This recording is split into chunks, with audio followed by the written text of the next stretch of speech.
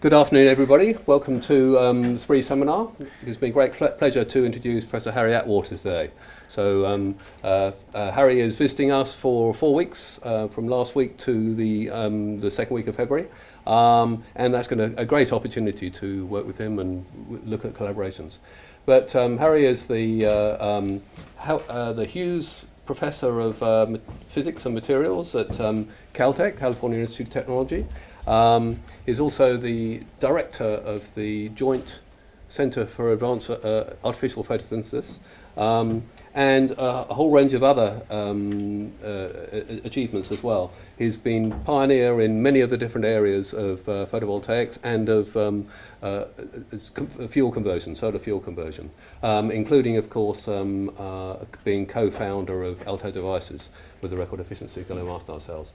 It's going to be really interesting to hear his thoughts on advanced photovoltaics and solar energy production. So, Harry, thank you very much. Okay, yeah, thanks.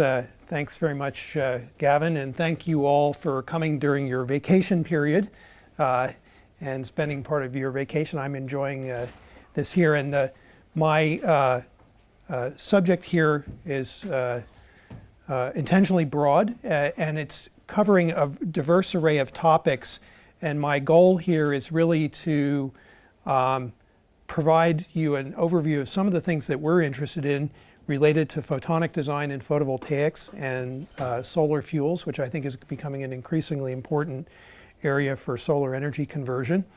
And then also to have that hopefully stimulate some further discussions that we can have about potential for collaborative work, and I look forward to hearing about your research here while I'm here at UNSW.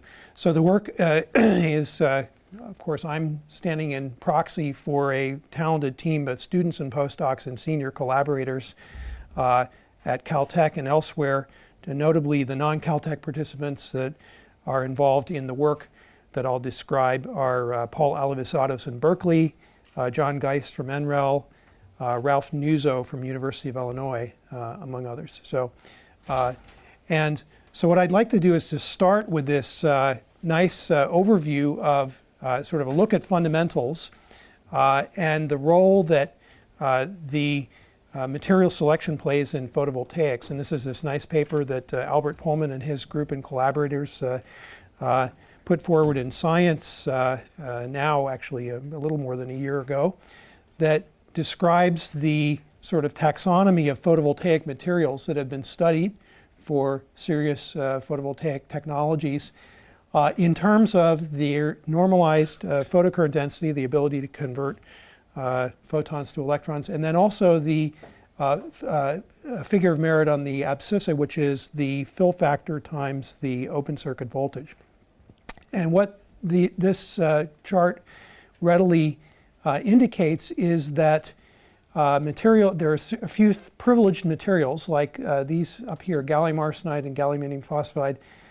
Crystalline silicon, of course, is also one of these privileged materials that have very high current densities relative to the detailed balance limits and high open circuit voltages.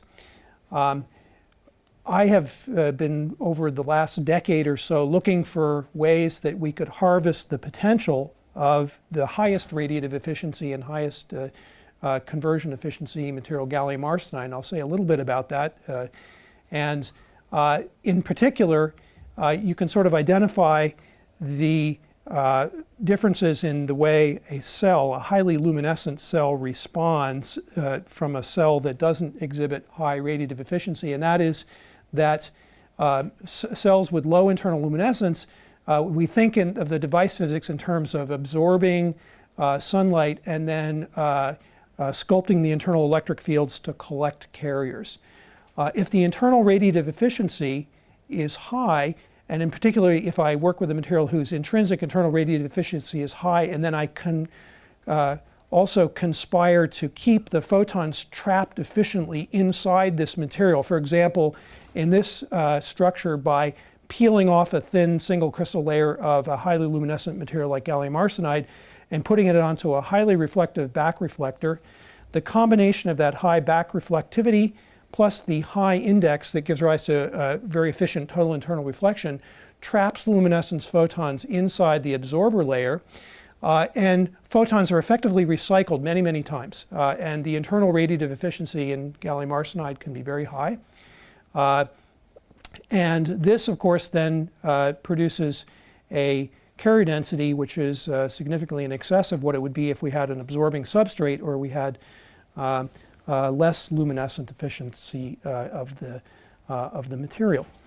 So I'll just, this is something that we spent time together with my our friend Eli Yablonovich developing a technology that started out with peeled centimeter square sort of postage stamp size cells in our lab to things that are now being commercialized and now the pilot line at Alta Devices is running sort of in burst mode, producing of the order of hundreds of kilowatts to some maybe on an average annual basis megawatt kind of scale of production. So it's taken a while, but we're moving along. And this shows the light IV and the spectral response of the single junction record cell made with a technology, this epitaxial liftoff technology, by which single crystal gallium arsenide wafers are brought into contact with a back reflector.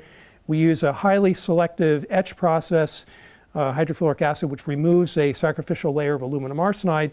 We peel off macroscopically of order 100 square centimeter single crystal layer on a back reflector. So this is a cell.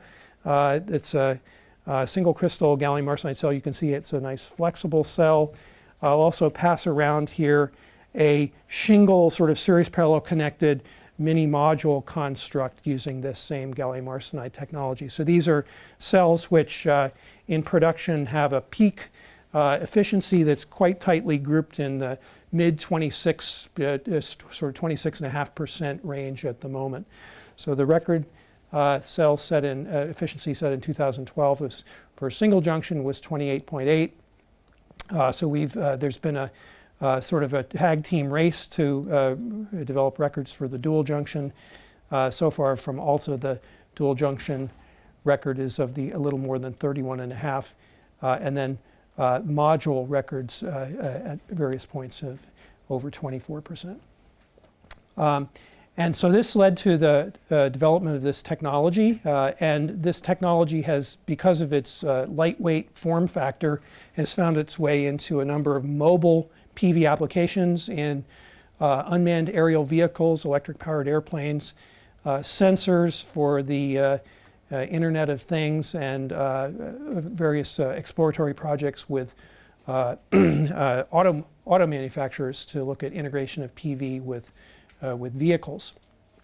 And just to illustrate the timeline, we began in January of 2008 in a building we rented in Santa Clara, California. I signed the lease with the developer, and the technology development phase really happened over the first 2 or 3 years.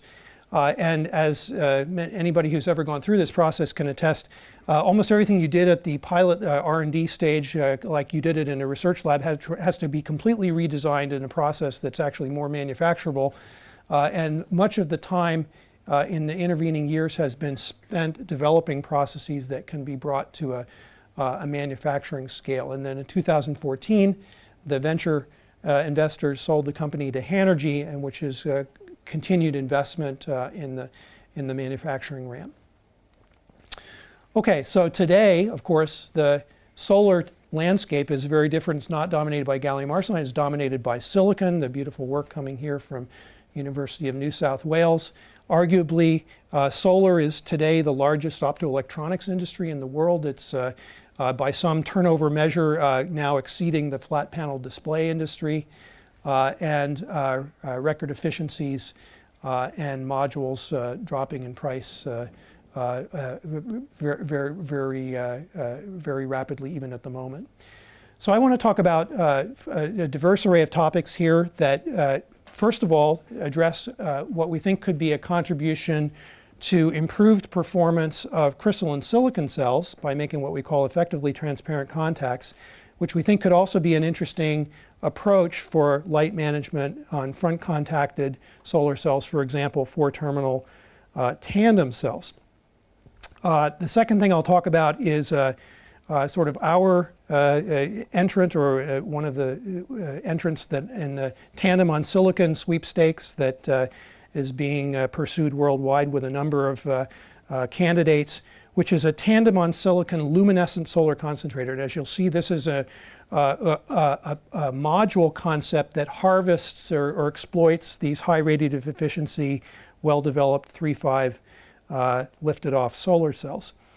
I'll describe some work, and of course much of the world and here in New South Wales is focusing intensively on the solution and layered perovskite materials, and I'll talk about maybe a somewhat less, just introduce you to the concept of the photovoltaic performance of another material system, the transition metal dichalcogenides, that we think may have some potential as a thin film PV material that hasn't been significantly explored. And then last, I'll tell you about recent work from the center that I'm currently directing on artificial photosynthesis, which is focused on harvesting the technology using tandem photovoltaic electrodes combined with low overpotential catalysts for water oxidation, combined with either catalysts for hydrogen evolution, water reduction, or CO2 reduction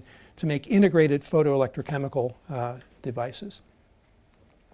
Okay, so in the subject of, let's see, I'm a little cut off on the top there. Maybe I can figure out a way to see if that's going to be a problem overall. Well, I guess maybe only on this slide. Okay, so if we look at how front contacted solar cells have been addressed in technology. Here's an example for a front contacted high efficiency cell that of a silicon heterojunction cell that uses carrier selective contacts and has a front electrode that's composed of a grid finger and bus bar network, and because the sheet resistance of the heterojunction structure here isn't high enough, we add also, of course, a transparent conductive oxide layer as well. And this, so the question is there an alternative? This is a pretty respectable transparency here, about 96.6% on the front surface of this cell. Are there alternatives to ITO as a sheet conductor, and are there ways that we might overcome the inherent shadow loss of the grid finger structure? And so I'll just note in passing that there are a number of candidate structures. Here's a nice work from Albert Pullman's group on nanowire networks printed by imprint lithography. And then this, of course, is a sort of top-down version of structures that are also made by bottoms-up processing with solution process nanowires. Here are some examples. This is from the group of Yi Cui, showing that by impressing the metal nanowire network slightly recessed into the silicon, this allows for efficient light coupling through the structure using the silicon effectively as an array of resonators that encouples light between the nanowires.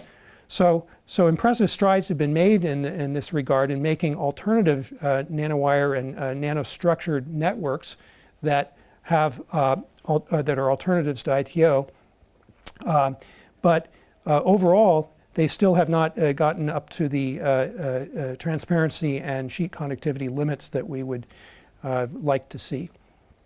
Okay, let's see now.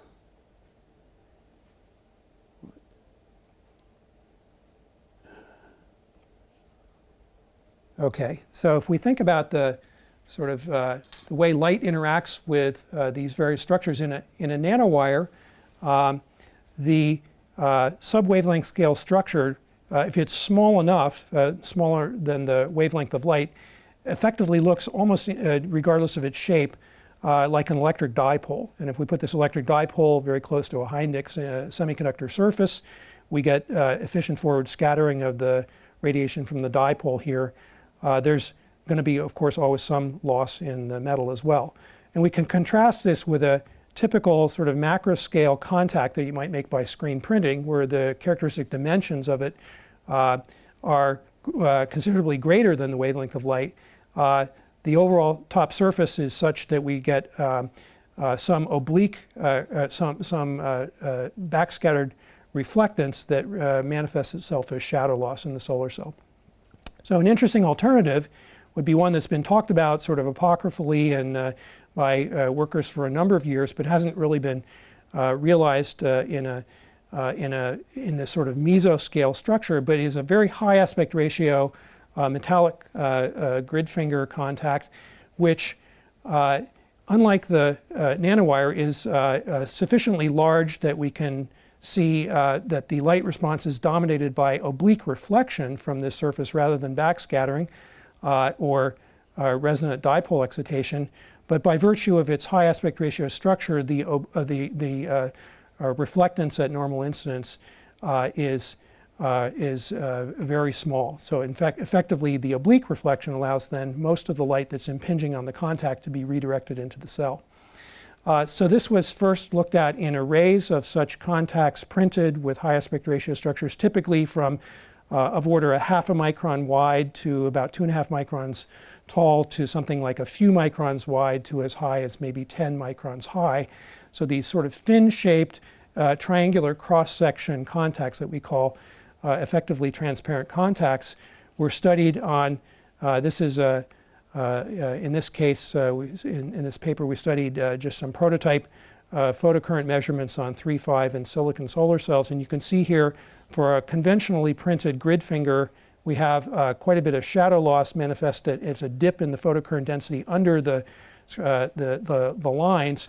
And for the effectively transparent contacts, there's just a negligible dip in the photocurrent density due to the light redirection in the Elbic scan, so that the effect of the contact is much smaller in terms of its shadow loss. So this actually, let me just mention, this led to the implementation of this kind of structure on a silicon heterojunction solar cell.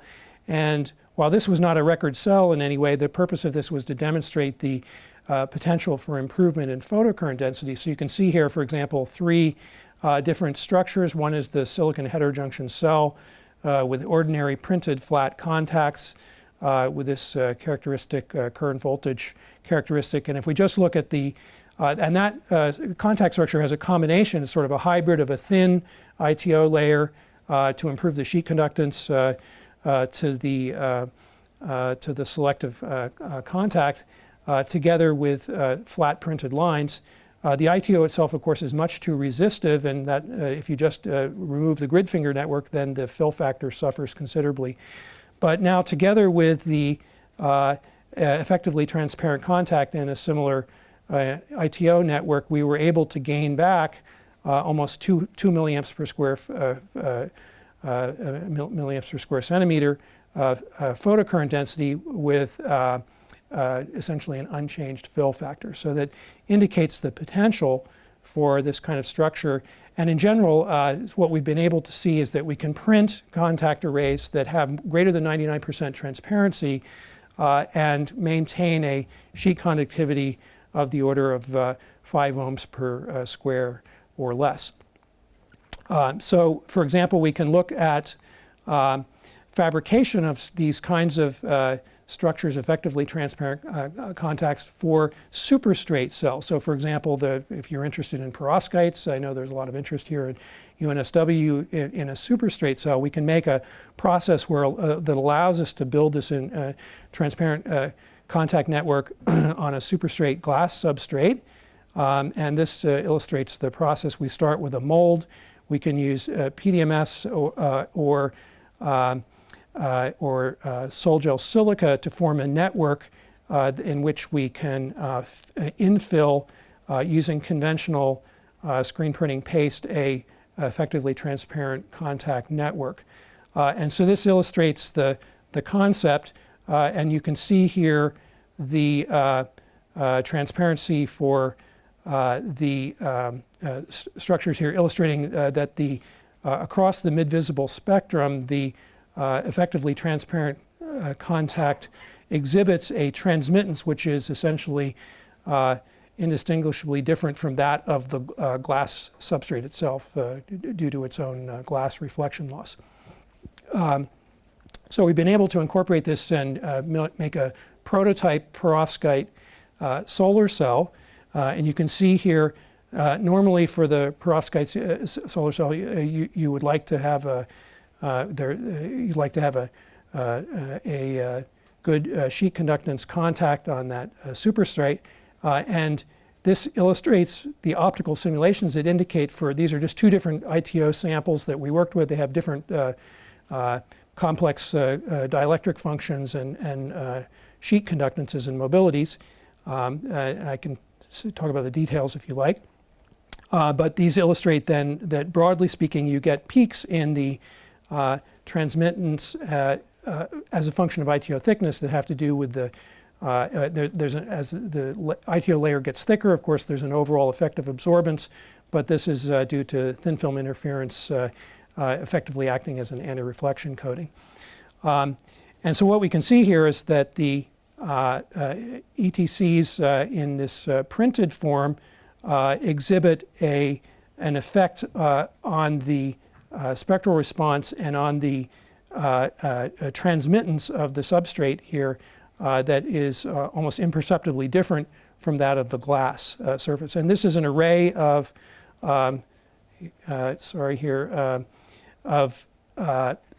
structures with effectively transparent contacts with brought together with a thin film ITO coating that, as a function of the ITO thickness, you can see here the photocurrent density, average photocurrent density seen for these cells, that by going from a thick down to a thin coating together with the effectively transparent contact, we can gain back about 1 milliamp per square centimeter of photocurrent density. So I think there's some interest in potentially integrating this sort of structure to obtain for large area perovskite cells, where of course we have to have the bus bars and grid fingers, not just ITO as in many of the research cells, to have a high current density contact network.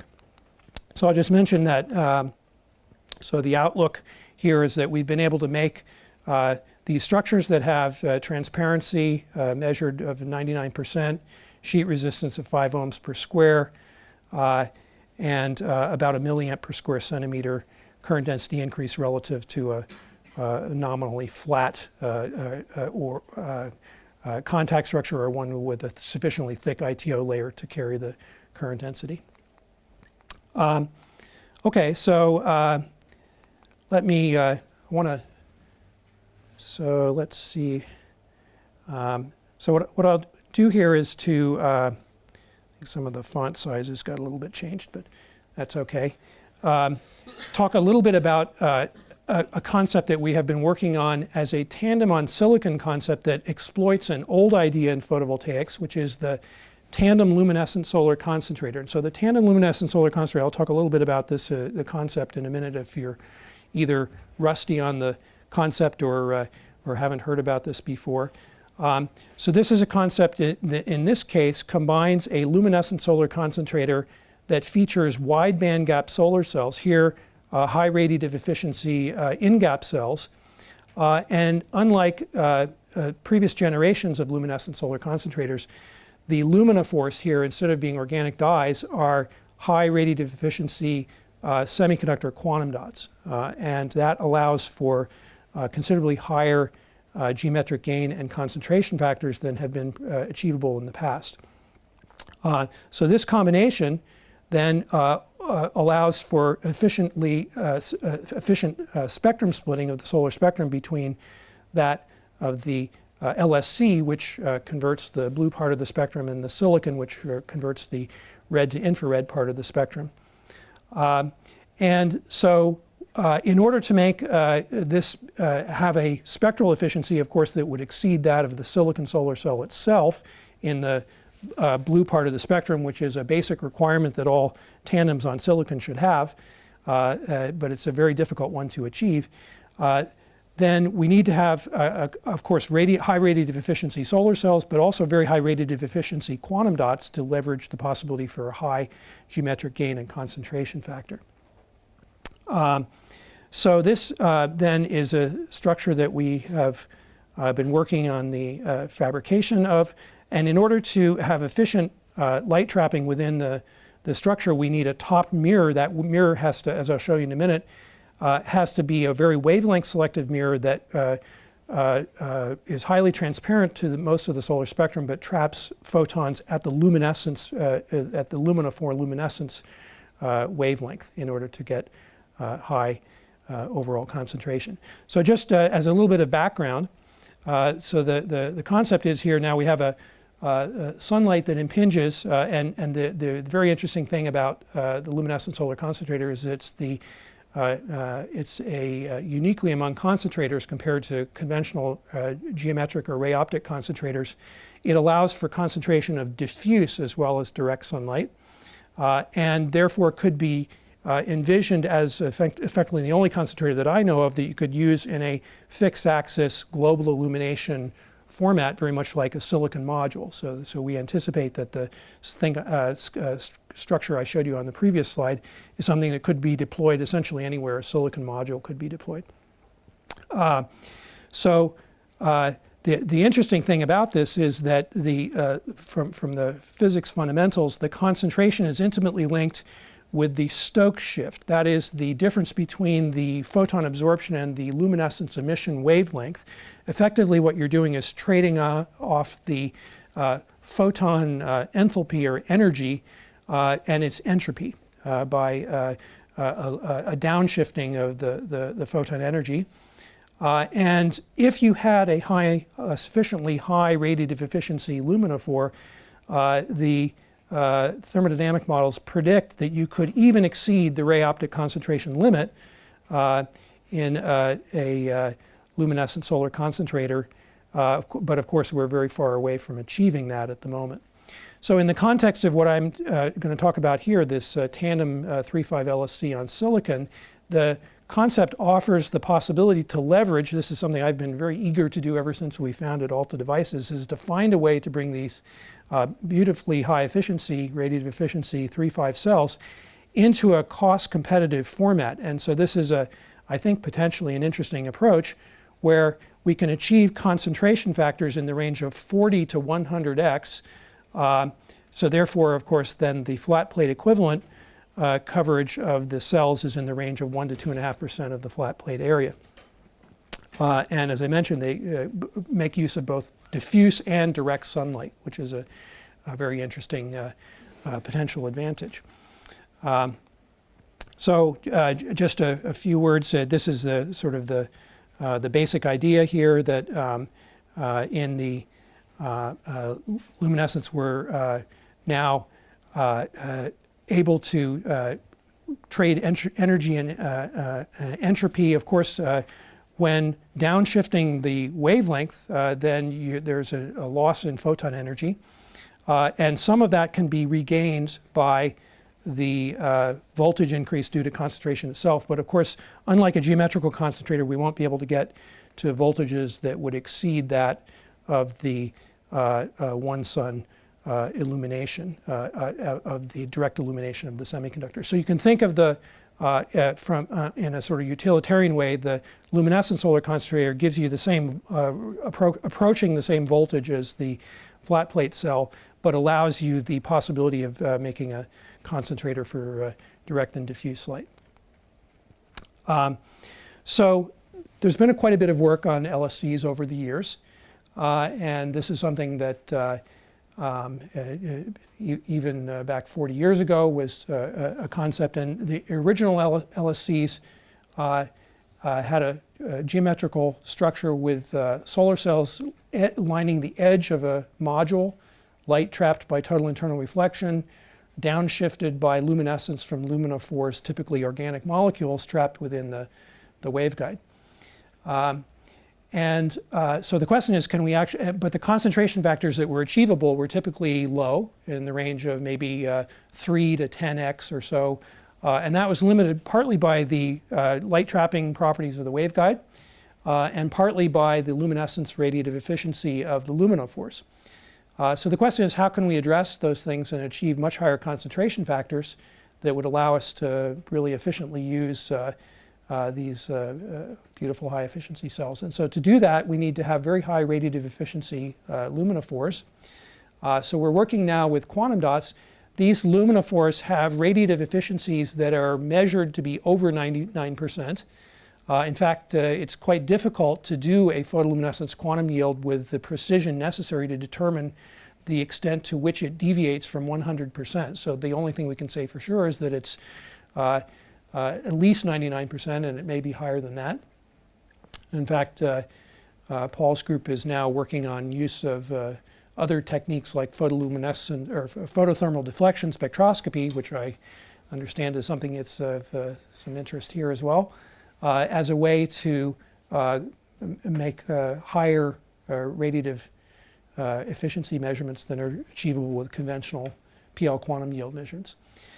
Okay, so the sort of key innovations in our module are to use very high radiative efficiency dots, to use a planar cell architecture. Instead of lining the edges of a LSC, then the tile that defines the sheet of the planar waveguide can never be greater than the geometrical concentration, the geometrical gain factor times the area of the solar cell. So that limits the size of the module. And of course, we'd like to make modules that are the size of a currently manufactured module, 1.5 square meters or so.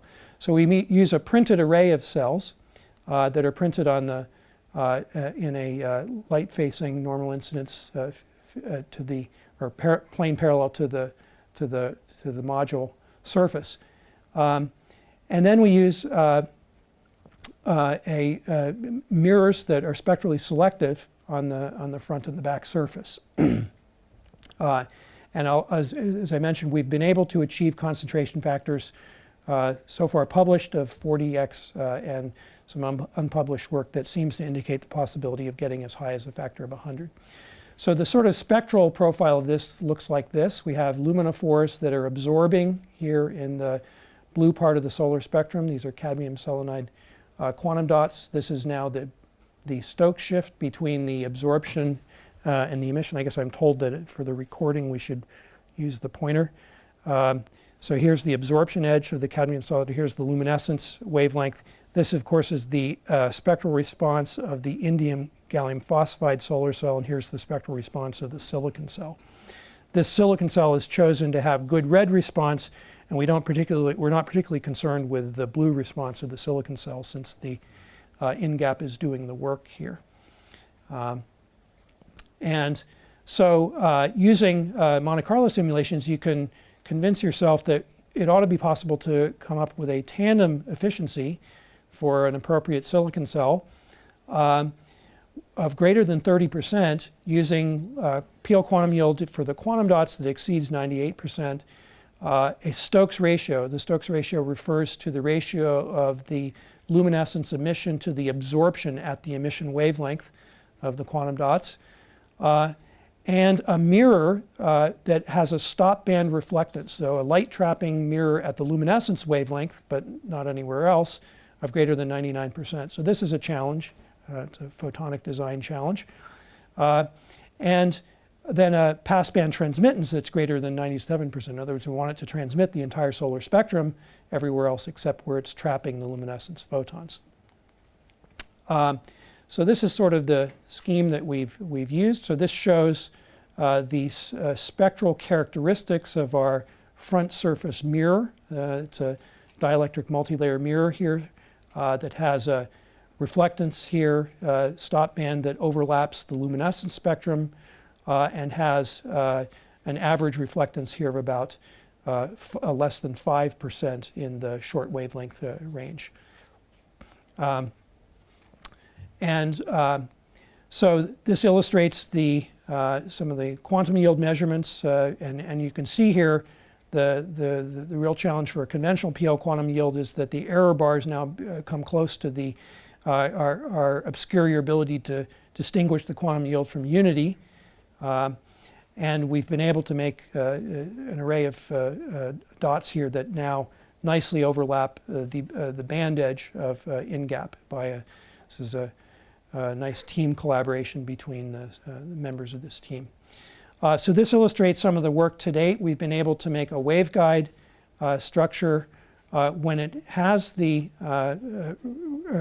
front mirror, multi-layer, dielectric multi-layer mirror that has a factor of 40x concentration. So in a luminescent solar concentrator, we have two concerns. One is that the geometric concentration, in other words, the ratio of the illuminated area to the cell area is a given factor. In this case, it's 40x. But we also, the actual concentration could be lower if the luminescence were low. But in this case, the geometrical gain and the concentration factors are nearly equivalent, around 40x. So this we think is a very interesting technology that will yield a good candidate for tandem on silicon luminescent solar concentrators. So now I'll shift gears a little bit and mention that one of the materials classes that's been receiving a great deal of interest in the condensed matter physics community over the last few years is the layered chalcogenides, transition metal dichalcogenides, such as molybdenum disulfide, molybdenum diselenide, and tungsten diselenide and tungsten disulfide. They have very interesting characteristics. They're quite similar in their optoelectronic characteristics. As monolayer semiconductors, they are direct bandgap semiconductors. Recently, it's been shown that they can have very, very high radiative efficiencies. As you make the transition from monolayer to bilayer to trilayer to multilayer, they become, there's a general direct to indirect transition. Nonetheless, but as semiconductors, they are quite highly absorbing, even in their indirect form, relative to other thin film materials. So this is a sort of a way, intercomparison as a function of band gap, the absorption of various semiconductors. You can see that the TMDCs are among the most highly absorbing. So even in very thin film form with absorber layers in the few tens of nanometers thickness regime, it seems that it should be possible to achieve quite high light absorption. And more recently, it's been reported by several groups that the primary defects that limit the radiative efficiency of the layer chalcogenides, which are vacancy-like defects on the surface of this structure, can be passivated by a so-called superacid passivation, organic superacid passivation that supplies essentially that passivates the lone pair trap sites at these vacancy-like defects, and then allows for luminescence to approach PL quantum yields of 100%. So this is quite an interesting development. So if we think then about what would be the photovoltaic design requirements, starting with these advances in condensed matter and solid state physics, they would be to achieve high light absorption, high efficient carrier collection, and of course the usual high voltage as well. So let's think about what are the prospects for each of these in the layered chalcogenides. So we can think then about different schemes for atomically thin photovoltaic structures. And so in general, the monolayer TMDC materials, which are direct band gap, and incidentally, they also have relatively high exciton binding energies, which is a disadvantage from the photovoltaics point of view in some ways. But one could think about combining these with, for example, a reflector, an external cavity structure that would approach 100% light absorption. And similar structures can be architected for multi-layer structures. I'll show you in a moment. For carrier collection, you have several different options. You could think about out-of-plane or vertical heterojunctions. That's what most authors have used. But there is also the possibility with these very thin structures to use either electronically structured or chemically doped lateral in-plane heterojunctions. So both have been reported. In any practical photovoltaics context, it seems likely that you would end up using a vertical heterostructure junction. So some of the interesting questions relating to photovoltaic performance have to do with the out-of-plane transport and how this exactly happens in this layered chalcogenide structure. So I just thought I'd illustrate some progress that's been made in our laboratory towards addressing these three challenges, of course, light absorption, carrier collection, and voltage, and more on the first two. And first of all, you can see that on a dielectric substrate like glass, thin layers less than 10 nanometers are partially transparent. But the minute we now put a layered chalcogenide structure, in this case tungsten diselenide, on a mirror, here's a silver mirror, you can see just by eyeball spectroscopy that the samples turn black.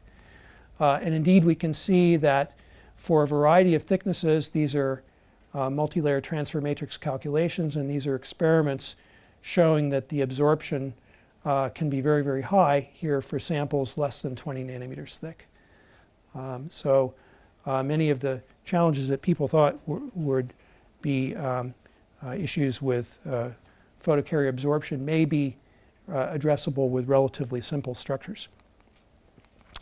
So then at this point, we went ahead and did some measurements using heterojunctions, planar vertical heterojunctions.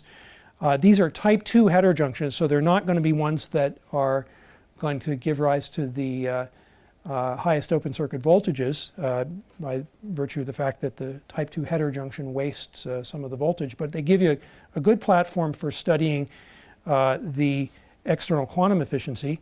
And so using a structure that involves a metallic contact, a graphene transparent conducting top contact, and a tungsten diselenide molybdenum disulfide heterojunction, it's been possible now to see absorbances of about 90% in the mid-visible and EQEs a little over 50% in layers less than 10 nanometers thick. So this is, I think, at this point interesting for photodetectors, and further work is required to really get the EQE up to the limit where it starts to be interesting for photovoltaics. But I think with a relatively straightforward series of photonic design improvements, we could anticipate getting up into the 80% and higher range for EQE.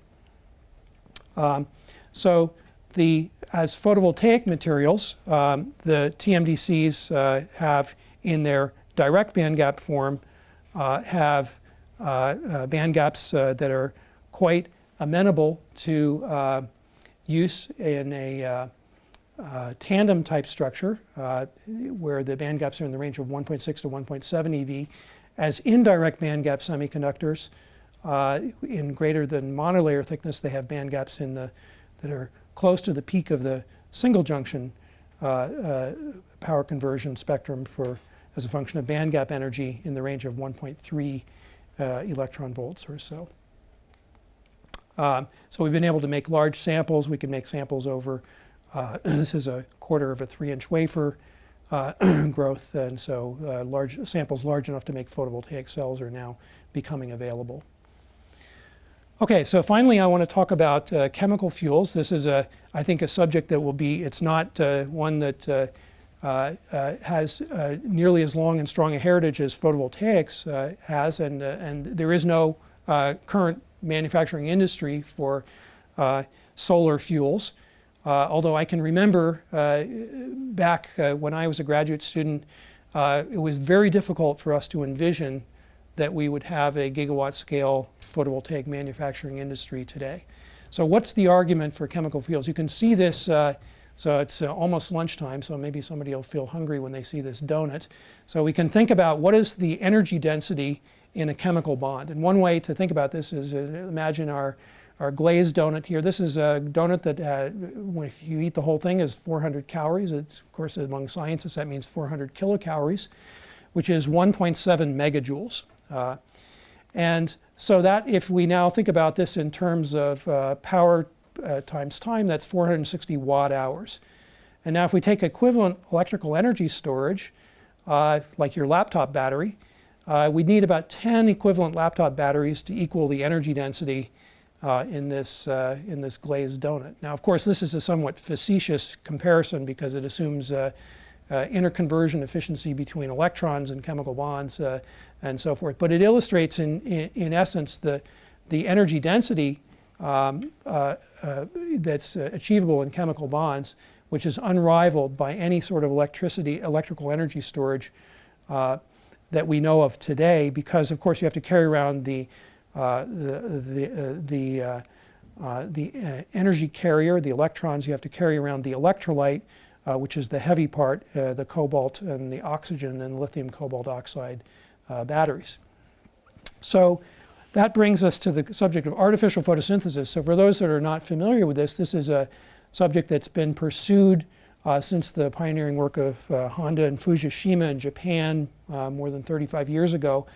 And at Caltech and in California, we have the so-called Joint Center for Artificial Photosynthesis, which is a large-scale project that's a collaboration between Caltech, Berkeley, and Stanford, and Lawrence Berkeley Labs and Stanford and SLAC, to build mimics in inorganic tandem semiconductor photoelectrode structures that perform the same unit operations of oxidation and reduction reactions that are intrinsic to natural photosynthesis. And in the case of artificial photosynthesis, we're going to use all inorganic structures and catalysts for reduction and catalysts for oxidation of our fuel. And that fuel could either be water in the case of water splitting, or dissolved CO2 in the electrolyte in the case of CO2 reduction. So the oxidation reaction, here's the oxygen evolution reaction, which occurs at the anode of the structure and converts and represents the source of protons, which then are coupled to the cathode side to form, in the water splitting reaction, to form molecular hydrogen. So by charge carrier transport through the tandem semiconductor photoelectrode, we produce two electrons that then recombine with the protons that are created on the water oxidation side to produce molecular hydrogen. One can also run a reduction reaction for CO2 instead of for water by either putting CO2 into water at its solubility limit or into other electrolytes, and to form formate, formyl, methanol, methane, and other chemical fuels, ethanol and propanol. So the sort of interior of the photoelectrochemical cell that is used for water splitting will be very familiar to you. It's nothing more than a tandem heterojunction solar cell where we have one cell, which a wide bandgap material which acts as a photoanode. We have an internal junction that produces the voltage, just as in a solar cell. And similarly, and then a tunnel junction between these two electrodes, a smaller bandgap structure to span the solar spectrum that acts at its surface as a cathode. In order to run this reaction, we need a voltage that overcomes the intrinsic 1.23 volt overpotential for water splitting.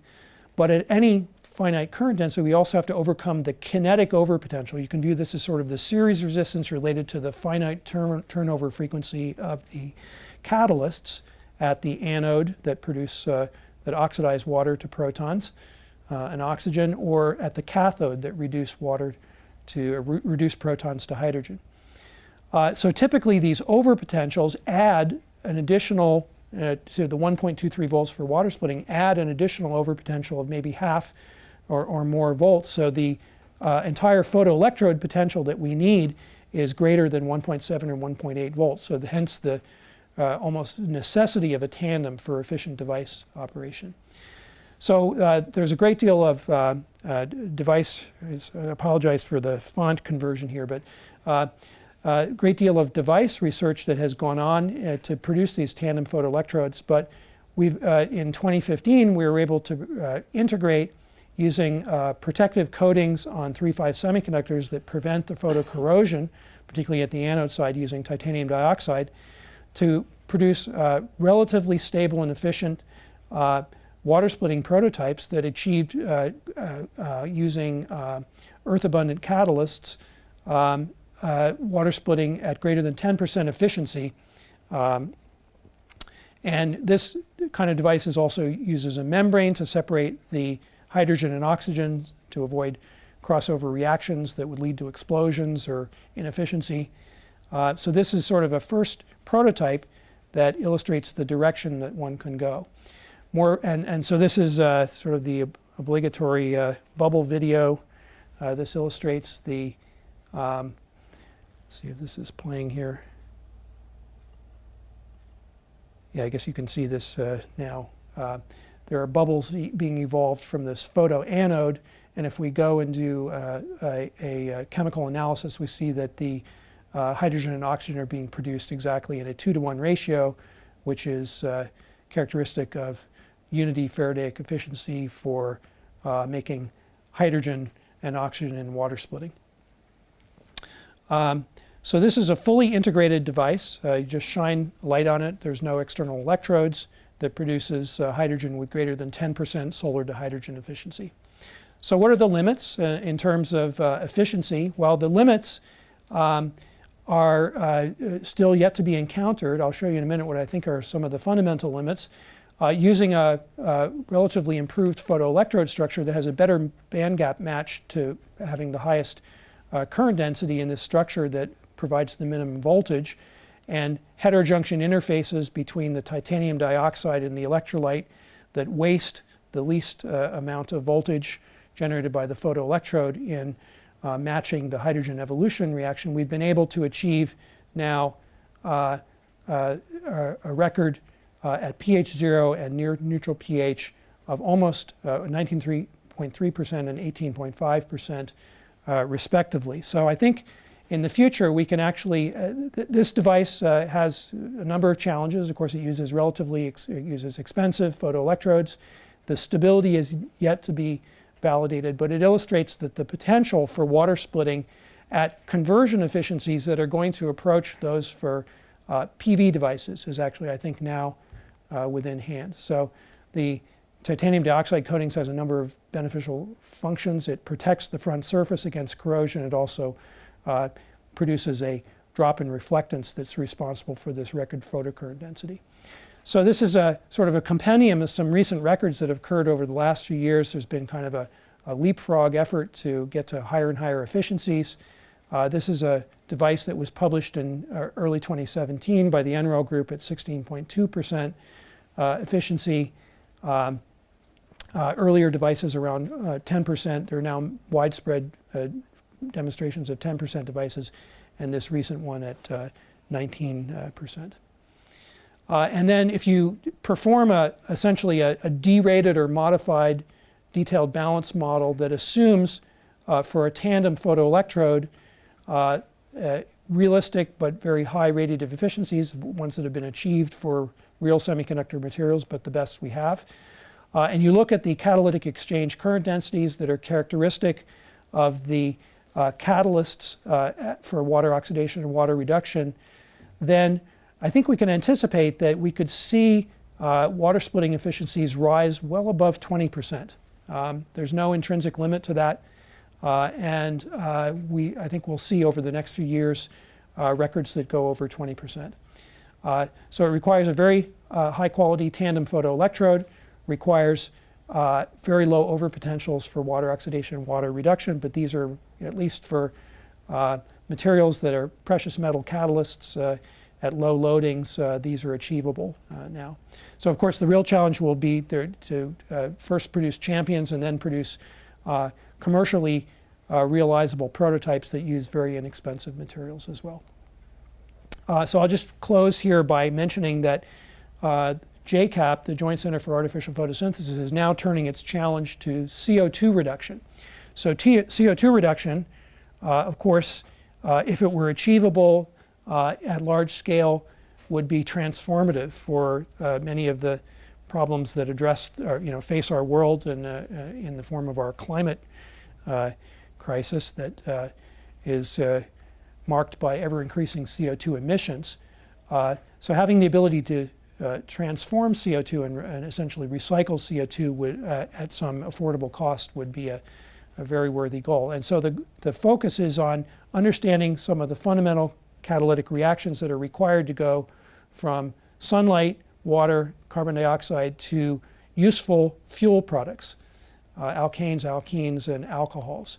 The reason for that, if you look at the global consumption of hydrocarbons and fossil fuels, the overwhelming contribution to that comes in the form of fuel combustion. So of the approximately 10 gigatons per year of CO2 emissions coming from fossil fuels, the overwhelming fraction comes from fossil energy use in fuel combustion. So if we had a way to now recycle CO2 to make useful chemical fuels and materials, this would allow us to offset and to essentially, without big changes in the economy, opportunities for insertion of hydrocarbons as renewable resources. And so, of course, in order to do that at scale, you have to be able to address economically these large sinks in both fuel use, specialty and commodity chemical use, carbon and steel making, and then, of course, carbon dioxide and carbon in cement making. These are the largest scale industrial uses of carbon that lead to CO2 emission. CO2 reduction has many different chemical pathways, and I won't go through this in detail, but I'll just mention that we know about one already, which is the syngas conversion using Fischer-Tropsch synthesis to yield fuels and chemicals. If we start with carbon dioxide and hydrogen, we can do this.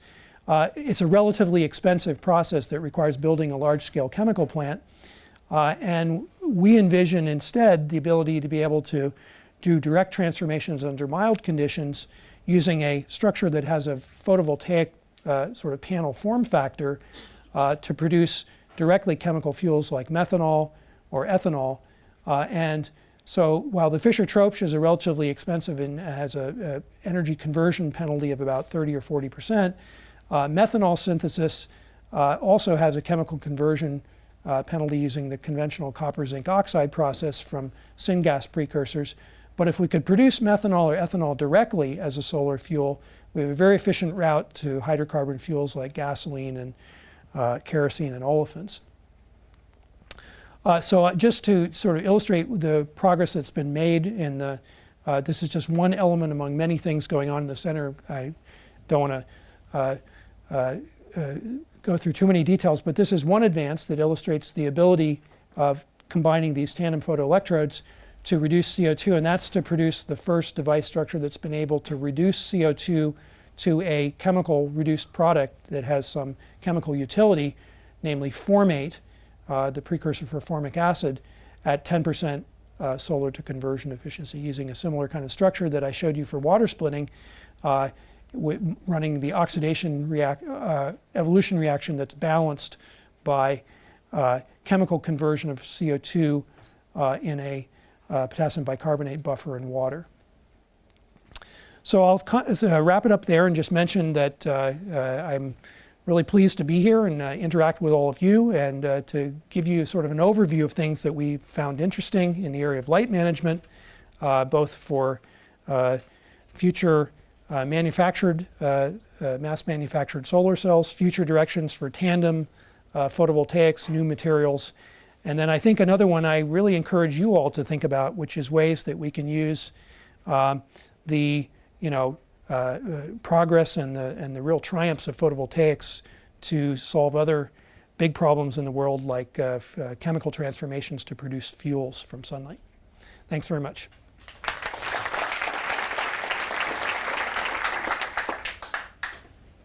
I'm sure Harry will take questions.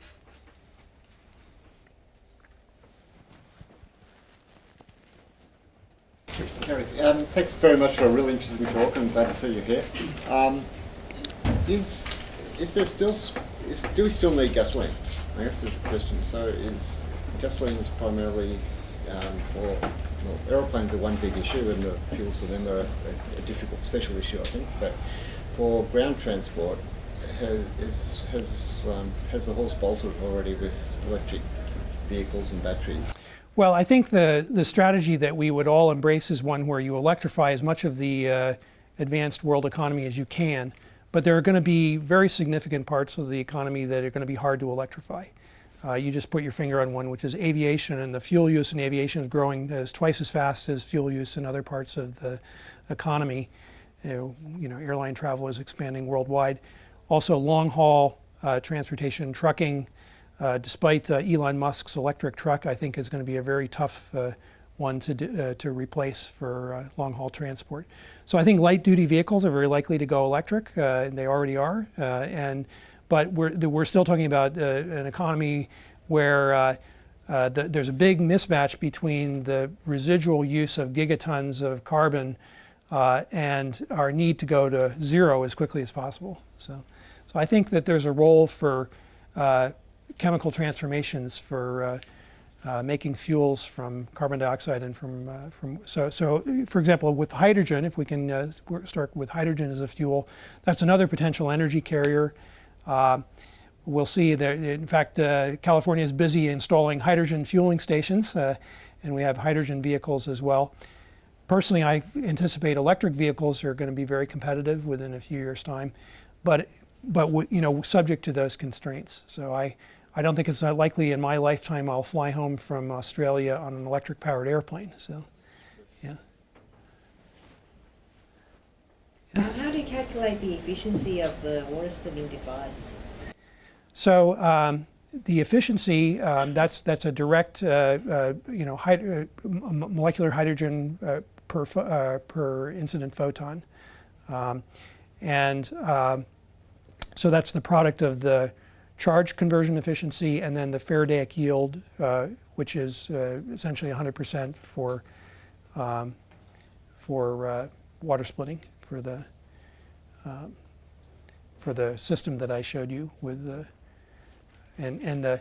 there were two devices I showed you. One, the 10% device that uses non-precious metal catalysts.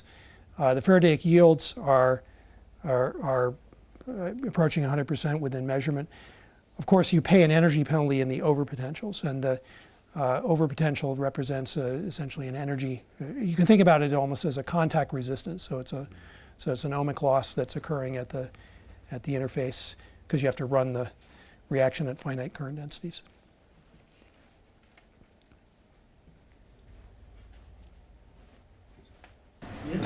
Yeah, thank you. Thank you for an interesting talk. I'm very interested in the prototype Alta Devices cells and the module that you handed out.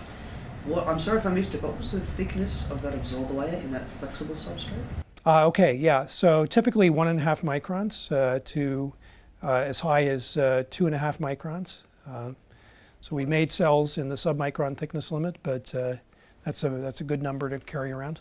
Yeah, and what are the typical JSC values that you can achieve with that thing, that roughly 1 micron? So I showed the record, and it's in the 29-30 range. Yeah, so I can pull up the IV characteristic, and you can look at it.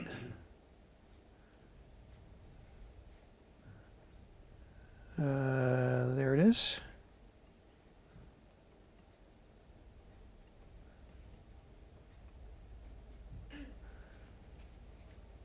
Yeah, right around just shy of 30, yeah.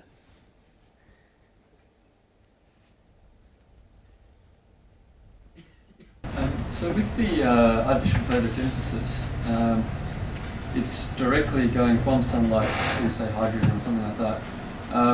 Can you comment on the relative efficiency and relative cost of just using a photovoltaic panel, generating electricity and using conventional means? Sure, yes, absolutely, yeah. So I think that's, so what you're pointing out is that there are many options, or there are different routes by which you could make hydrogen or, for example, CO2 reduction rather than an integrated device that integrates the photoelectrodes and the catalysts. What I described was one approach, and indeed forming a discrete PV plus electrolyzer represents a sort of another alternative. And so I think that both are approaches that are interesting, and that's a much debated subject in the solar fuels community. Right now, I think we've actually done both energy return on energy invested analysis of a gigawatt scale plant for photoelectrochemical water splitting, the group at LBNL and JCAP. We've also done a techno-economic analysis comparing PV electrolyzer operation with an integrated photoelectrochemical device compared with grid electricity coming from a green source at constant current density 24/7. And the uncertainties in many of the materials related costs are still high enough that it's difficult to distinguish between any of these. The one thing you can say for sure, and this is a sobering reality, is that the cost of hydrogen generated by any electrolytic method is still much higher than that from steam reforming of methane, which is the way we make hydrogen now, which of course in the absence of any CO2 capture scheme leads to more carbon emissions, CO2 emissions. So the big challenge is to, and the cost for that, just for your reference, is about $1.50 a kilogram. So the DOE target for the various approaches, PV electrolysis, integrated PEC, or grid electrolysis, is about $4 a kilogram. So if you could use, develop hydrogen at $4 a kilogram, there are economic uses for it.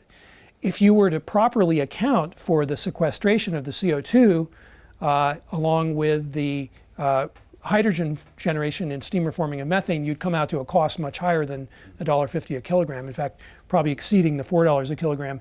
That's a policy issue the world has to grapple with. You know, the signatories to the COP21 climate treaty have to agree that we pay, or we incur a cost, a tax, or a cost of carbon emitted. So far we have no agreement on that. So from our perspective as technologists, we have to basically make these approaches so compelling that they compete on cost alone until there's policy agreement.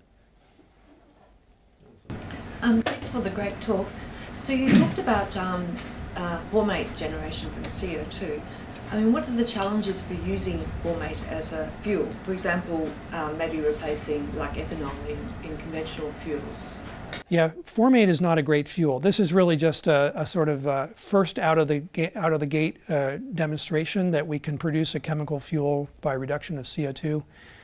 The real effort in our center is on making ethanol, ethylene, which is a precursor to polyethylene. So if we can make, for some reason that is still eluding the fundamentals of catalysis science, it turns out to be difficult to make methanol directly by CO2 reduction.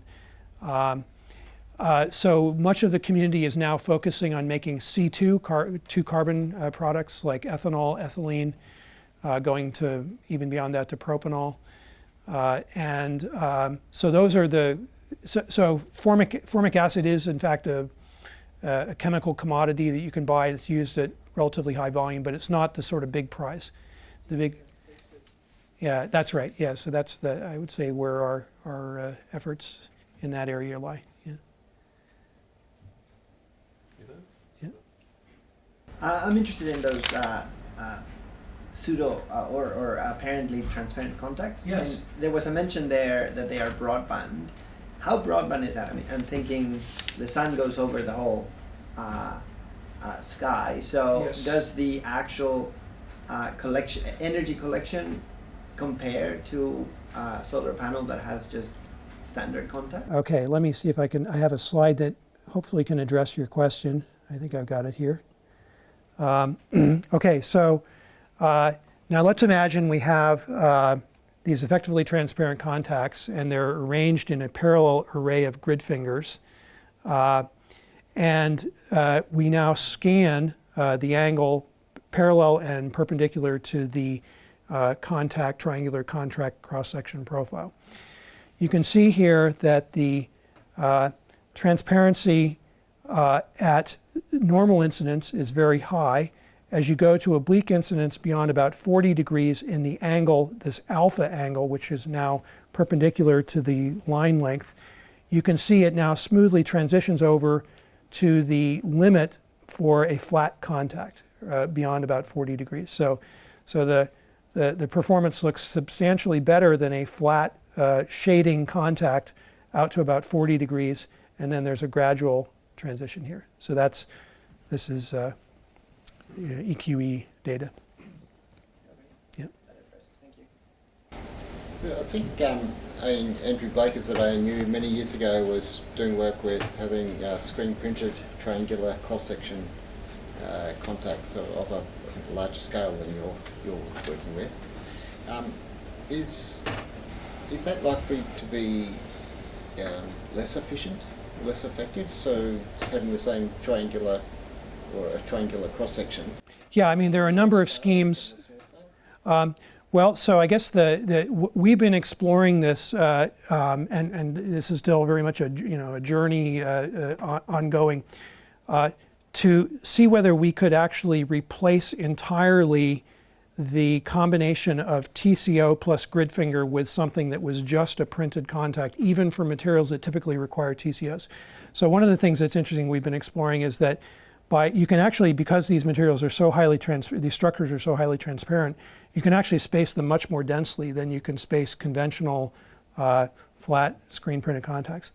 And we might be able to actually compensate for and actually potentially eliminate TCO or some intervening high sheet conductivity structure that brings carriers from the semiconductor to the grid finger. So we're not sure exactly what is the scale that will ultimately, where this will manifest itself. Of course, the other reality is that in order for this to have an impact, you have to have a printing process that you can now integrate into photovoltaic manufacturing. We actually have a guy in our group who is seeing what he can do to commercialize this printing process. It's very much like a gravure printing process. So it's quite different from a conventional screen printing process. And of course, screen printing is not standing still. The line widths are getting narrower, and the double printing is an approach to getting the line conductance higher per projected shadow loss area of the grid finger. So all these things are in competition, but I think, this is interesting because we can now, I think we aimed initially at adding current density to the silicon heterojunction solar cells by eliminating the transparent conductor, or reducing its thickness. So that we're eager to see where else, which other solar cell technologies would benefit from this kind of approach. Right.